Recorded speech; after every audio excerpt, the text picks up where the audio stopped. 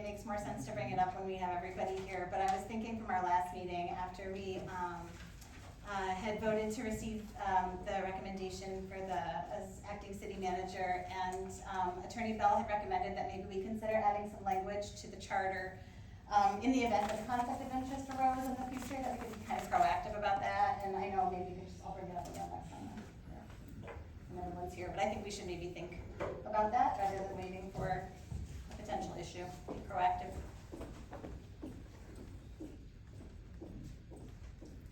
Any other old business? I had a blast with the autism walk. But I just want to say I had a great time, and it was a good time, and I said I joke, I got all my swag loaded up for next year, I stole every pen and sticker that wasn't nailed down, so. Great event, and shout out to our guys, I reached out beforehand that Higginbotham might need a little makeup and a little glossing before we all marched through there, and the next day I walked the dog and it was already picked up, so. It was less than 24 hours, and every stick and thing that I complained about was already gone the next day, and it looked great with the parade, so, thank you. Alright, don't have anything from mayor's report, city manager's report. Just thank everybody for coming out to the Autism Walk on Saturday, and for all the coordinators and event participants. I really do appreciate that. It was a great event. And a big shout out to our DPW folks that actually took care of everything for us before that walk event. So, it was a great event, and a lot of people were able to turn out. So thank you for that. That's all I have. Could I get approval of minutes for the April 21st meeting? Moved. Second. Any discussion? All in favor? Aye. Alright, and the approval of warrant number 9. Okay. Resolve that warrant number 9, including checks and ACH payments totaling $646,459,000.37 as audited by the voucher committee is hereby approved for payment in the usual manner at the discretion of the comptroller. 640.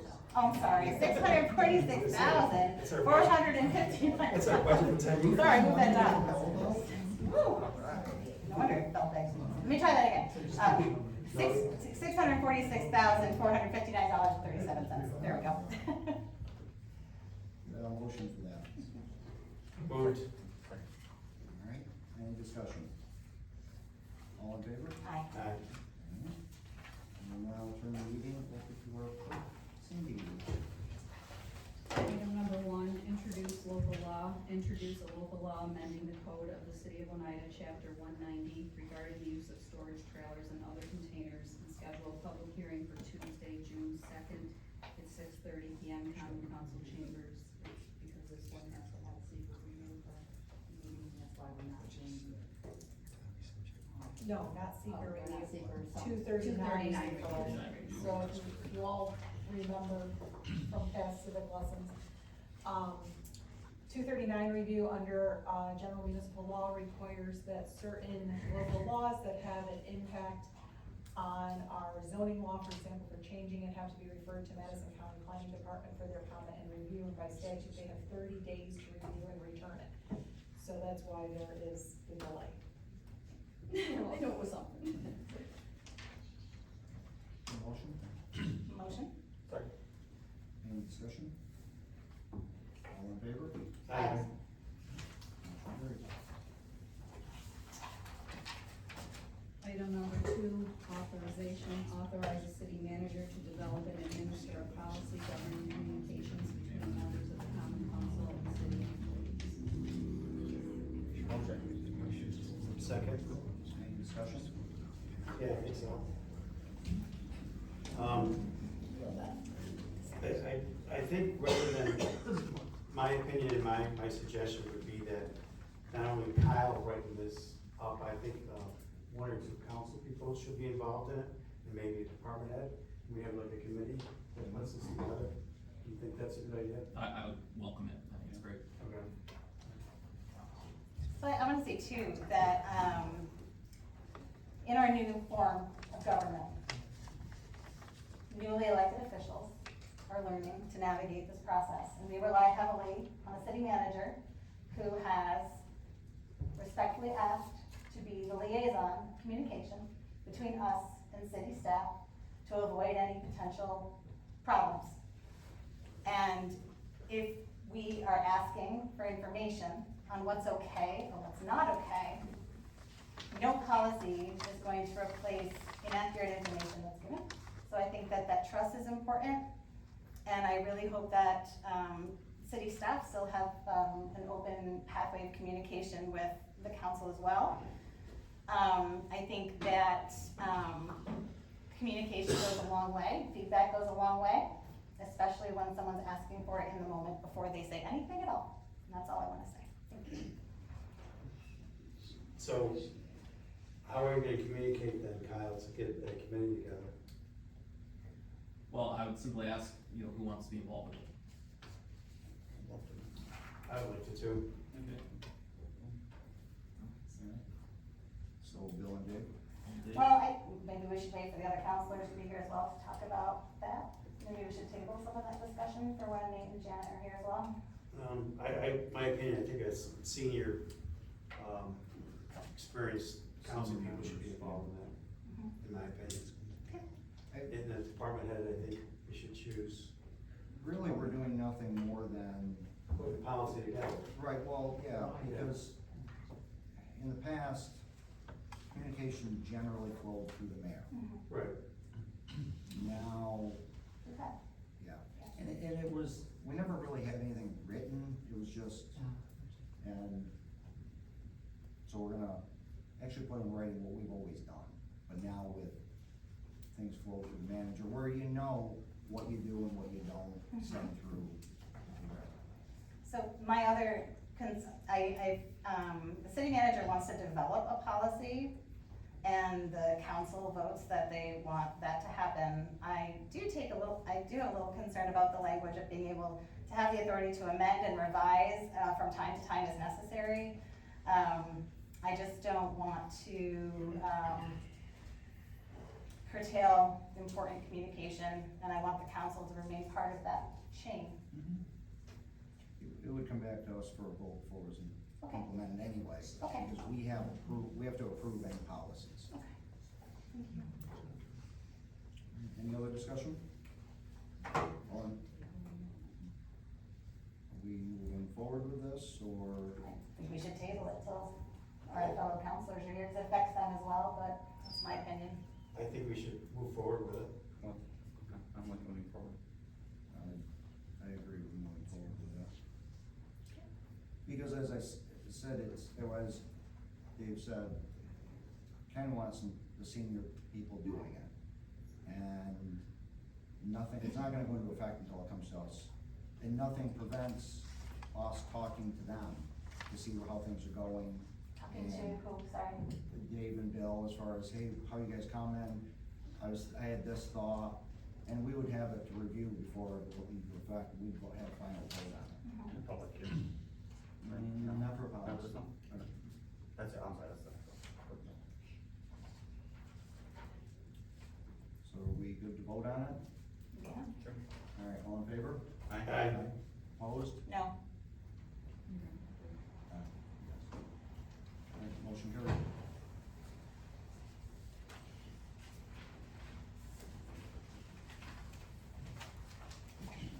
Item number 4, establishment of a minimum fund balance. Establish a minimum fund balance policy for the general fund, setting a target of 15% of annual expenditures and outlining requirements for maintaining and restoring the balance if it falls below the established level. Motion, Motion. Second. discussion.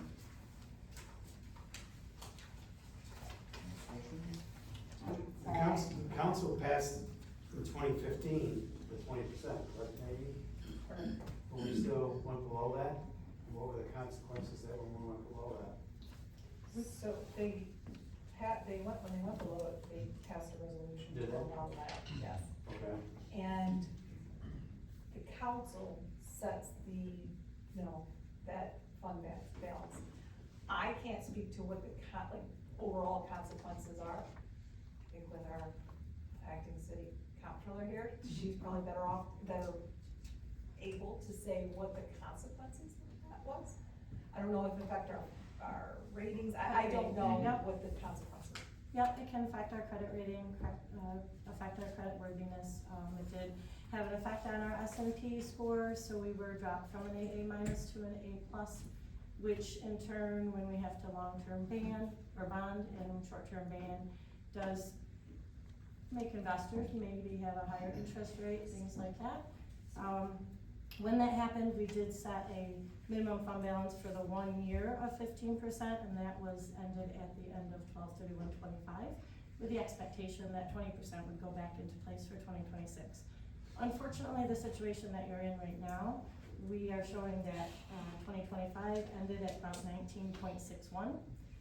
Based on your current budget for 2026 and your amendments to date, you are in violation of your 20% resolution, because you're down to 17.32% of fund balance.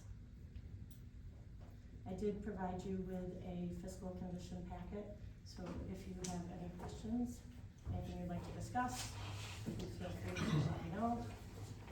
On your estimated ending balance there, 27, 28, and 29, Yep. Goes down even lower. Yeah, and that's based purely on 10-year averages. For our 10-year average for revenues and expenses, if we continue to trend the way we have for the last 10 years on the average, which obviously from 24 to 25, that affected that average greatly. If we continue the way we're going, we're gonna continue to deplete our fund balance. Gone by 2030. I see that. And then what happens when it's gone? You end up in deficit financing. I do have a municipality that I work with that unfortunately has come to that situation. It's very difficult, you have no money. So you have, something comes up, you have an emergency, you don't have a way to pay for that. It basically is turned over to the Office of the State Comptroller to manage your budget, to manage, check your reports quarterly, usually have some deficit financing goes with that, and it's long-term, usually 10 years, so you are basically doing quarterly reports with the OSC for the next 10 years, them approving your budget, giving you recommendations, staying on top of it, because they loaned you the money so that you can get out of deficit. So, I mean, they're gonna make sure that you handle it properly from there. Do they set the tax increases too? They do not set it, they give you the recommendations on what you need to do to maintain at least a zero fund balance. Again, leaving you with nothing left if anything comes up. You, to date, have already done roughly 265,000 in budget amendments for this year, so you wouldn't have that available. Once you set your budget, you don't have anything else left. Anything comes up, you don't have it. So if we've been below the 20%, how have we been able to approve, the expenses from the general fund like this year? Well, we were just able to file your annual financial report, your AFR, so we're finally to close the books, so we know exactly where we landed for 2025. So now that we're aware of where we are, we're making a recommendation that you do something about it, change your resolution to stay out of being in violation of your own resolution. I know when this, resolution was first passed, and Attorney Bell, and Janet's not here tonight, but I know, in her communication with the whole council, reiterating from her minutes that was recommended to be a one-time thing, and was not something that we should put into general practice. And I'm hesitant, I know it sounds like it's important to lower it because we need the money, but I really wanna see a plan sooner than later for what we're gonna do to move this in a different direction. And I see here that, once the fund balance falls below the established minimum level, the city manager presents a plan to the council to restore the fund balance. I'd like to do that sooner. Can we do that before before we look at just relying on the general fund? Because, I look forward to seeing what city manager level, what sort of changes he proposes, in regard to all sorts of things around the city to see how we're going to become fiscally sound. And that's up to him to decide and then come to us with it. But I would be, I guess, we're already at, what are we at again, I'm sorry? 17. We're at 17.32. So could we, lower it to 17.32, because that's where we are, and then propose a plan now on how we're gonna become more fiscally sound, no? No, Councilwoman. Well, because then we potentially, 2 weeks from Fall now, below are revisiting this. Yeah, It you gives have- us a little bit of cushion that 15% gives us that 2% cushion to formulate a plan and start going in that direction. If we do this today, can we have something, for the next meeting or the meeting after from the city manager that's a concrete plan to bring this back up to Yes, a workable level? yep. Yeah, I mean, I think you either have to increase your revenues or decrease your expenses. I mean, that's where we are, right? That's Your right. revenues increase your fund balance, Yep. your expenses decrease your fund balance. I think that's one thing we should be honest. Yeah. We need to put something in the fund balance. So, Don't want this thing. generally talking too, just to let you know, as far as the 15%, where we are right now with the 265,000 that you've already approved, you have room for, 400,000 before you hit that 15%. So if there's any budget amendments for the rest of the year that exceed 400,000, then you'd be in violation of a 15% resolution as well, just to give you an idea of where you're landing. That's only $135,000. Well, 400 on top of the 265. Okay, gotcha. From where we are today. Okay. We're not spending it. The good news is our spending is relatively controlled right now. You know, year-to-date spending from last year is much more manageable than it has been. One of the things that, I'm a very visual person, so we look at the packet, right, with our little line graph here. One of the things that I was talking to Diane about was overlaying our tax rate against this line graph. And if you do that, you can see where the tax rate decreases and our general fund increases. It's almost a perfect economic curve, right? Yeah, so it's very interesting to see that, but I think it's also very telling, so, Councilwoman Mickey's right, you know, you gotta have tough conversations, and we're gonna have to figure out, you know, where we're gonna go in the future here. You know, I can certainly come up with a plan, at least a tentative plan or a couple of good ideas to spitball out there. And I don't think that's gonna be an issue to maybe come up with a couple different changes and move some different funding around, but it might take more than 2 weeks to come up with a firm plan as to how we're gonna get out of this hole, because this is certainly a problem that's been in the making for a number of years. And it also stems back to your 2025 year where we used over $1.6 million in fund balance. That's 30% of a tax increase.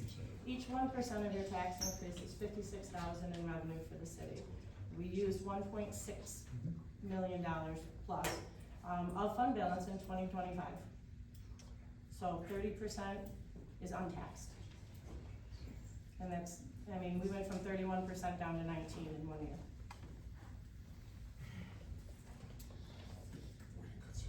Any other discussion? All in favor? Aye. Opposed? Motion carried. Item number 4, agreement to authorize the city manager to sign an agreement with Connie I Corp. For the acceptance of high-strength organic waste for wastewater treatment. Motion. Second. Discussion? Thank you for getting those answers. Okay, are we all good then with the? Yeah, no, thank you, that was really helpful and very informative. Thank you. All in favor? Aye. Opposed? Motion carried. Item number 5, voucher committee appointment, approve the designation of Ward 3 council member Nathan Smith as an alternate to the voucher committee established on January 6, 2026 by resolution 26-2 pursuant to section 5.22B of the city charter. Motion. Second. Discussion? Does he know? Yes. Okay. Yes, I did ask him before, Okay. I brought that in there. He's cool, I'm cool. Yep. All right, all in favor? Aye. Opposed? Carried.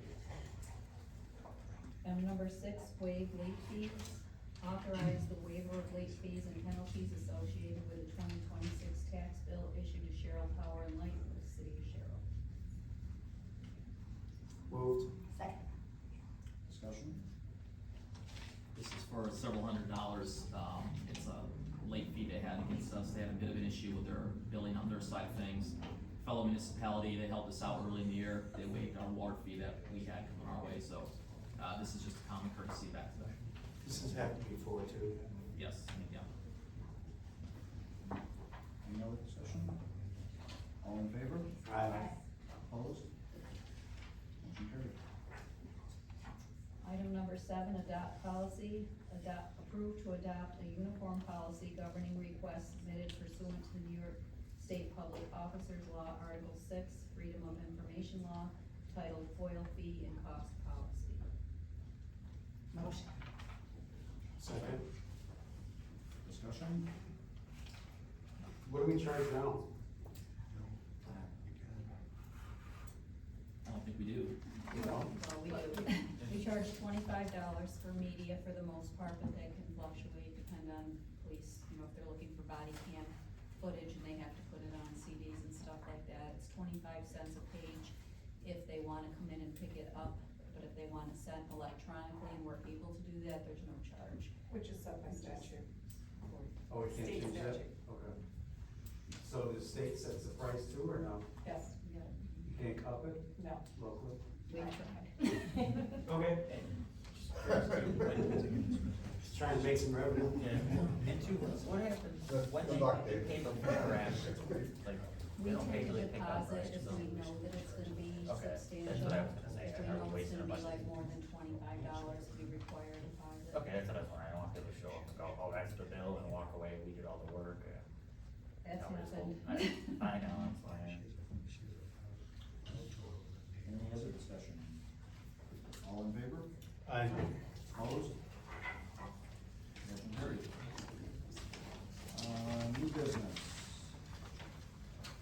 We have our comptroller tonight with us here, Leanne Wells. Kind of have this wonderful great packet put together and a general discussion about finances, the general fund. Really, we can do this any way you like, Q&A, talk specific different fund if you'd like, specific line items. Really, I just wanted here to answer any questions and, you know, help any concerns if folks may have.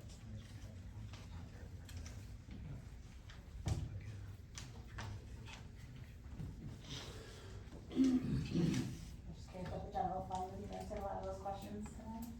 Thank you for meeting with us in March, with the new counselors to, educate us on some of these things. We appreciated that opportunity, so thank you. No other questions?